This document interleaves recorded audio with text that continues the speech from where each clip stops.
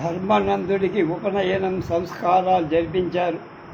వృతము, అధ్యయనము, సత్యభాషం, సత్యాచరణ, తపస్సంపన్నత, బాహ్యేంద్రియ నిగ్రహం అనే శమదమాది సద్గుణాలు కలిగినవాడు. అగ్ని ఆరాధనం, యజ్ఞాచరణం, అతిథి పూజన, దయా, కరుణ, మైత్రి, నమ్రత, వినయం, శ్రద్ధ మొదలై శుభగుణాలచే శోభిల్లేవాడు.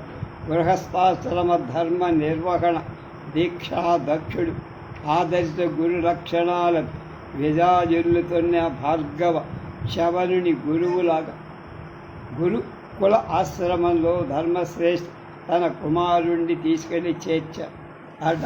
అక్కడ ఆ మహాముని ధర్మానందనుడికి వేదారంభ సంస్కారం చేయించి విద్యాభ్యాసాన్ని ఆ బాలుడి గురుకులంలో చేర్పించి అప్పుడు ఆ చవన మహర్షి ధర్మానందుడు విద్యారంభ కాలంలో గురు శిష్యులకు బోధించాల్సిన హిత వాక్యాలను, ఆశ్రమ నియమాలను, బ్రహ్మచర్య వ్రత ఆచరణ విధానాన్ని చక్కగా తెలియజేసి విద్యాబోధన ప్రారంభం.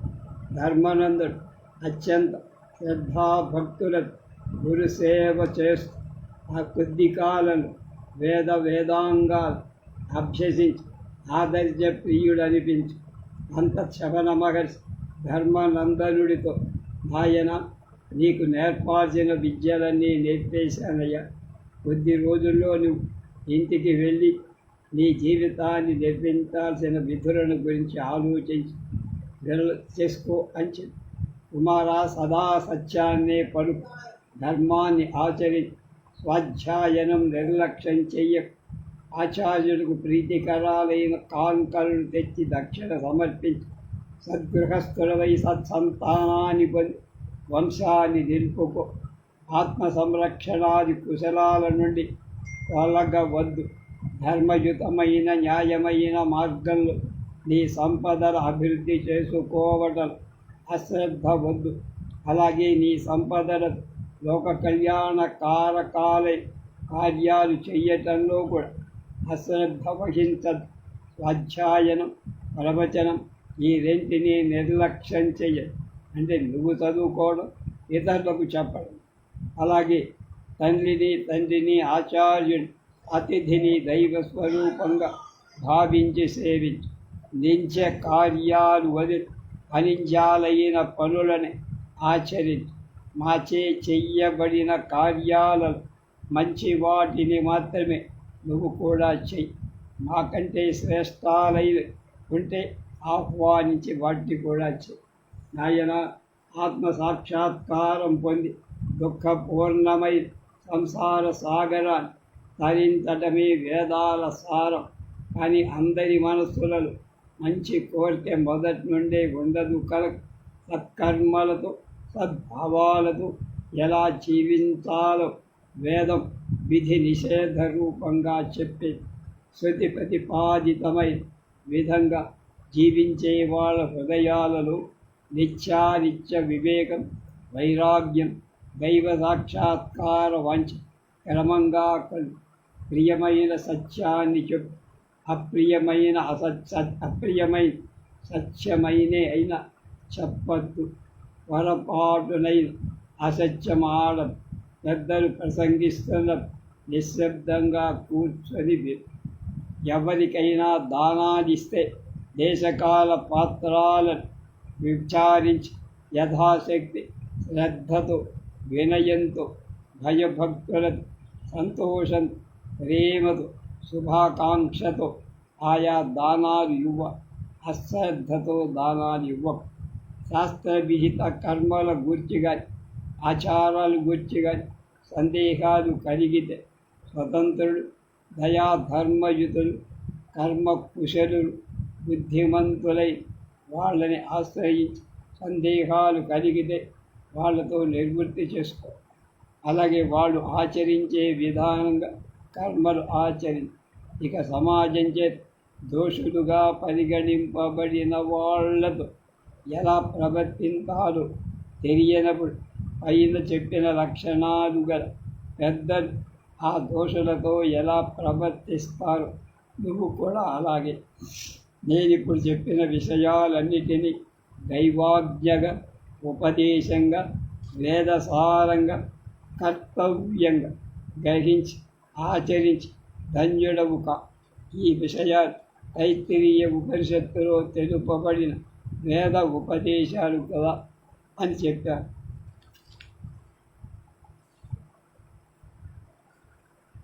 మర్నాటి ఉదయం ధర్మనందుడు యథావిధిగా పుష్పాలు సమిధలు తేవడానికి అడవులకు వెళ్ళి మనోహర ప్రకృతిని చూస్తూ పుష్పాలకై అన్వేషిస్తూ తిరుగుతుండగా అతనికి ఒక ఆర్తనాదం వెళ్ళి ధర్మనందుడు ఆ ధ్వనిని చేత ఆకర్షింపబడి అటువైపు వెళ్ళి, ఓ వ్యాధుడా, నేను తీర్థయాత్రాసక్తుడని ఆంకీరసుడని బ్రాహ్మణుడు సాధు జీవుడు నన్ను హింసంతం విడిచిపెట్టుకొని దీనాలాపాలు విని అప్పుడు ఆ శబ్దం అనుసరించి దూరం పోయిన తర్వాత వింధ్య పర్వతంలో ఒక కిరాత కాపాలికుడి చేత బాధింపబడుతున్న ఒక బ్రాహ్మణుడు చూసి దుఃఖంతో కిరాతకుడితో, రే పాపాత్ముడ, సాధు జీవన పూజ్యుడైన బ్రాహ్మణుడు ఎందుకు హింసిస్తున్నా అని అడగ్గా ఆ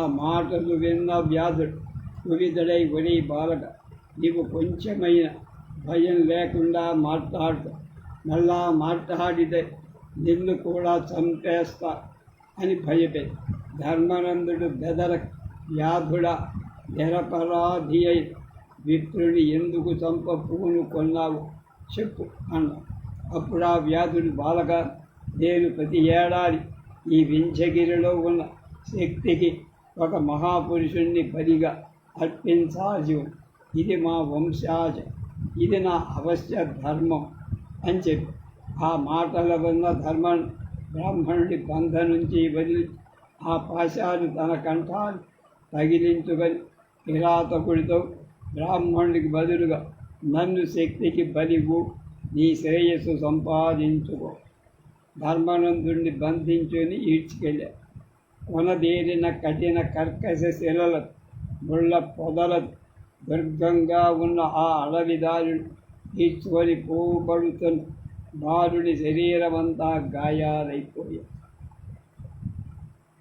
రక్తం స్రవించి అది చూసి వ్యాధుడి వెకటకాలంగా, ఏం బాలక, కాపురంతో బాపడి విడిచిపెట్టించావు, ఇప్పుడు నీకే సుఖం ఎలా ఉన్నది అని ఒక ఎగసత్యాలు మాట.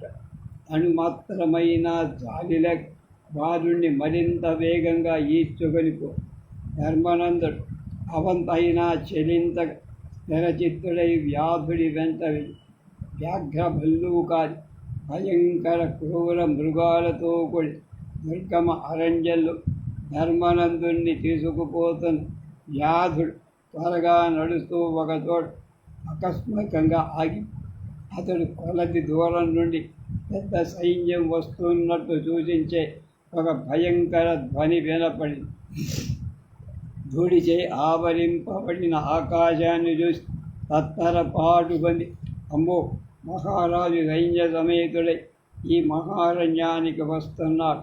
బాలుడా, మనకి ఇక్కడ ఉండకూడదు, రాజు నన్ను చూస్తే తప్పక సంహరిస్తాడని పలుకుతూ బాలుని బంధ విముక్తుణ్ణి చేసి వాడి చెయ్యి పట్టుకొని త్వరగా పరిగెత్తి అక్కడ గల ఒక పర్వత గుహలో పడేశాడు.